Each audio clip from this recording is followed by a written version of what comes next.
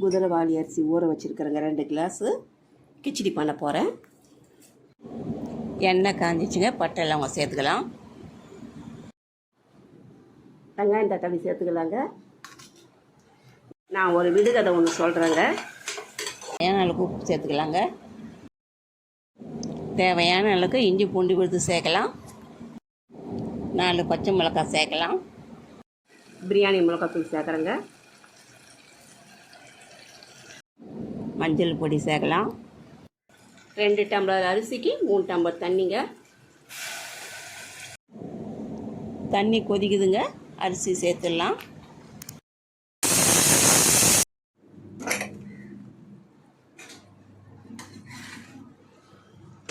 நல்லா வெந்துடுச்சுங்க. விடுகதை ஒன்று சொல்கிறேங்க.